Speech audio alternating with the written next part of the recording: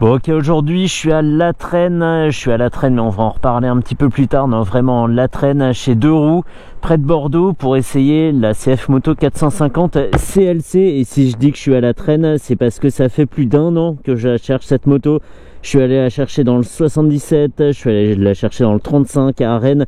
Elle est très difficile à saisir et à chaque fois que je la vois sur les salons, je me dis qu'il faudrait vraiment que je l'essaye parce qu'elle est très canon cette moto. On va y aller pour la fiche technique très rapidement. À l'avant, on a un CST en 16 pouces par 130 de large avec un seul disque de 320 mm de diamètre avec un étrier Rear One 4 pistons monté sur une fourche inversée. On a 12 litres d'essence pour alimenter le petit bicylindre calé à 270 degrés qu'on a déjà vu dans la 450 SR, la 450 NK, la 450 MT. Il développe 42 chevaux à 8500 tours. Il dispose de 4,4 mètres-kg de couple à 6500 tours. Il est associé à une boîte 6 pour un ensemble qui pèse 183 kg. Une selle hyper accessible puisqu'elle est à 705 mm de haut et à l'arrière une jante de 16 pouces aussi avec un pneu 150 de large, un disque de 240 mm de diamètre avec un étrier 2 pistons. Petite particularité de cette moto, c'est une transmission par courroie. On a un mono-amortisseur arrière et elle est facturée 6 290 €.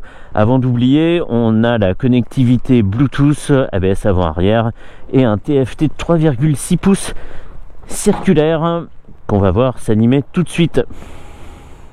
Alors je pense que ça va pas forcément bien rendre parce que on a laissé le plastique de protection, mais on a un écran qui mime tout à fait un compteur à aiguille, donc ça c'est parfait. On a les pieds légèrement en avant et une selle qui est vraiment hyper basse mais très accessible. Je le disais, n'importe quel gabarit il trouvera son compte. Des rétros en bout de guidon, c'est chouette. D'ailleurs il faut que je les règle, c'est mieux pour voir ce qui arrive derrière. Et le bruit est super sympa. On a un bruit hyper profond, on n'arrive pas vraiment à déterminer quelle architecture on a entre les jambes et c'est super plaisant à entendre. Ouais, chouette. Allez, c'est parti. On a les pieds légèrement en avant mais suffisamment bien placés pour pas galérer à trouver les repose-pieds comme sur certaines machines. On a tendance à mettre les pieds dans le vide 2-3 fois au début avant de retrouver les repose-pieds. Allez. Ouh. Sous les yeux, donc je le disais, on a un TFT de 3,6 pouces. On a une aiguille qui s'agite. En dessous, au milieu, ici, là exactement, on a un compte-tours électronique. Donc on peut savoir à peu près où on en est du régime. Juste au-dessus à droite, un indicateur de rapport engagé, une jauge à essence. En quoi 1, 2, 3, 4, 5, 6 segments si je dis pas de bêtises. Et en dessous une vitesse moyenne, information qu'on peut faire varier avec la petite tulipe à gauche, très facile à utiliser. Le temps d'utilisation, trip 1, vitesse moyenne, conso moyenne, etc., etc. Et les mêmes infos pour le trip 2, donc c'est parfait. Ici je suis en 6ème à 80 à 4000 tours minute. Et si je tourne la poignée, on a quand même de la dispo, on a un petit peu de couple à disposition pour repartir. C'est pas fulgurant parce que c'est tout à fait en rapport avec la puissance de 42 chevaux, mais c'est très très bien. Et on a un guidon qui de prime abord ressemble à un drag bar, qui n'en est pas un en fait. C'est un guidon tout à fait normal qui a été mis à l'horizontale, mais qui offre une position super détendue du dos et des épaules, très agréable à rouler. Et je fais surtout attention à pas frotter les repose-pieds parce que la garde au sol est minime. S'il n'y avait pas marqué CF Moto en bas du compteur, ça serait difficile de savoir sur quelle machine on se trouve. Ici on est sur un véhicule de niche, des bobbers de 450 cm3, ça n'existe pas vraiment chez les autres constructeurs. Et on retrouve comme ça des petits éléments. Le TFT circulaire, il pourrait être emprunté à Harley Davidson. Le bouchon de réservoir pourrait sortir de chez Triumph. Tout ça est assez quali et on n'est pas dans l'imitation. On est vraiment dans l'interprétation d'un bobber de petite moyenne cylindrée. Mais 42 chevaux pour beaucoup de personnes, ça suffit amplement. Et à 6 290 €, ça ferait aussi une excellente deuxième moto.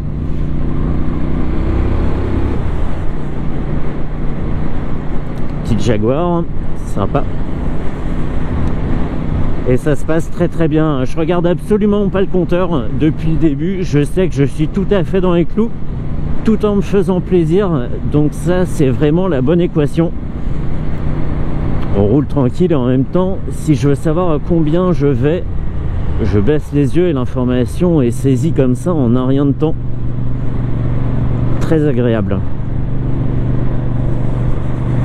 Ça ronronne, j'ai même pas besoin de rétrograder. Ici, je suis à un peu moins de 3000 tours en 6e à 60 km/h. Et ça se passe bien. Le moteur est vivant, hein, il cogne pas. Mais il nous rappelle qu'il est bien en route. Allez. Et là, ça se passe sur le couple avec une arrivée de la puissance assez tôt, vers 4000 tours. On a déjà la puissance qui prend un peu le relais. C'est cool. Et une moto, malgré les dimensions de ses pneus, pas feignante, hein. C'est une moto agile. J'étais un peu moyen emballé par la dimension de 16 par 130 à l'avant. Mais en fait, ça va, ça lui va très très bien. La fourche inversée n'est pas réglable. Fourche inversée qui aurait pu aussi être une fourche traditionnelle, hein. Ça lui aurait donné un look un petit peu plus, comment dire, traditionnel. Mais en même temps, ici, on y gagne l'étrier radial, donc on va pas se plaindre.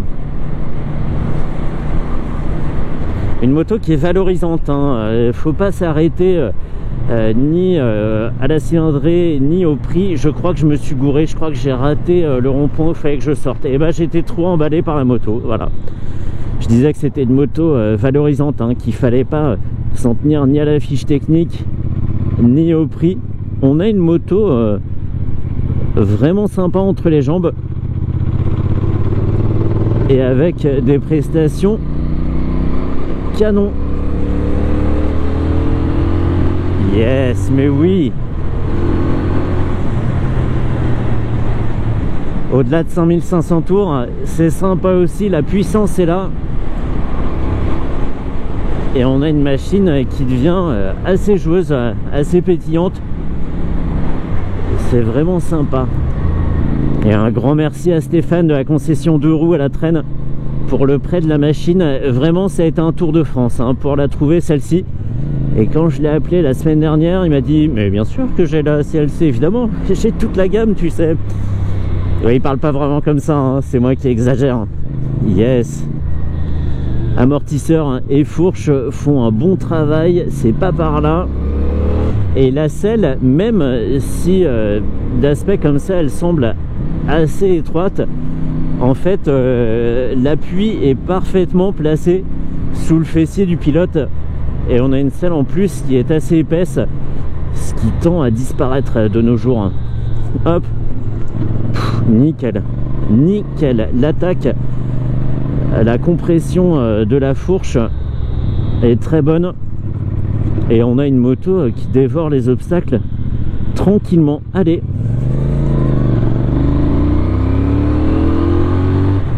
Ouais, c'est ça. C'est juste après 5000 tours. La moto explose. On peut la conduire de différentes façons, hein. On peut monter les rapports et se reposer sur le couple, tranquille, on n'est pas là pour avoiner. Ou au contraire, se faire un peu violence, rester en seconde, troisième, pour avoir des bonnes reprises de l'explosivité en sortie de virage par exemple. C'est tout à fait possible, et même en quatrième ici, à 4000 tours, ça passe. Excellent. Excellent.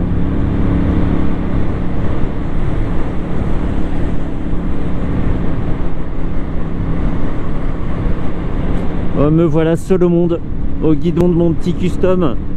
Trop mignon. Je regrette absolument pas, quoi. Elle est jolie, elle est harmonieuse, le design se tient parfaitement, il n'y a pas de truc cheap. On a du noir un peu partout, on pourrait dire que ça fait austère, mais en même temps on a très peu de plastique. Garde-boue, arrière, avant et réservoir sont en acier. C'est une moto vraiment quali. Je suis en train de me demander où je vais là. Je me demande si je suis pas parti trop loin. Il faudrait que je fasse demi-tour. Bref. Je vais aller par là. Non, en fait, les repose-pieds sont pas si proches du sol. Hein. On est bien, on est bien. Pour tous les jours, on risque pas de toucher. Elle descendra peut-être pas les trottoirs les plus hauts. Mais sinon, elle se jouera tous les pièges du quotidien sans souci. Ah, je me souviens de ce stop là. Il est raide. Tac, il y a ça à gauche. Donc je suis sur le bon chemin. Les CST n'ont pas montré de faiblesse. Et après c'est à droite et à gauche. Ok. Hop. Nickel. Un rêve cette machine.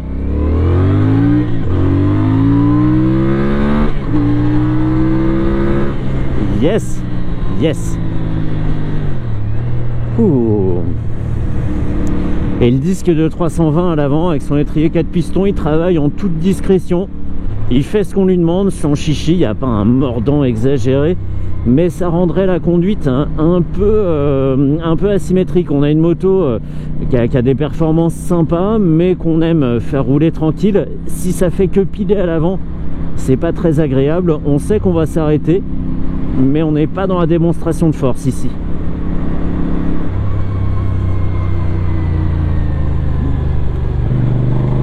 J'adore, ça se conduit vraiment par la pensée. Et on a une machine qui incite à la balade, tout est tranquille, c'est vraiment bien. Et on l'a vu pendant la présentation, elle est équipée de repose-pieds et d'une selle passager, donc on peut déjà emmener quelqu'un de base. Et en plus c'est bien intégré, c'est pas quelque chose qui fait verru. Donc c'est chouette. Allez, on va pouvoir en rester là. Hein. Franchement, un très bon moment. Je retourne à la traîne. Et ça clôt plus d'1 an de recherche de cette moto. Je suis très content, faut jamais lâcher. Et j'aurais insisté encore, hein. Je serais allé la chercher ailleurs si elle n'avait pas été dispo ici. Mais je suis aussi content de rouler là parce que c'est un très bon endroit. Pour cette moto, c'est tout à fait adapté. Allez, terminé où?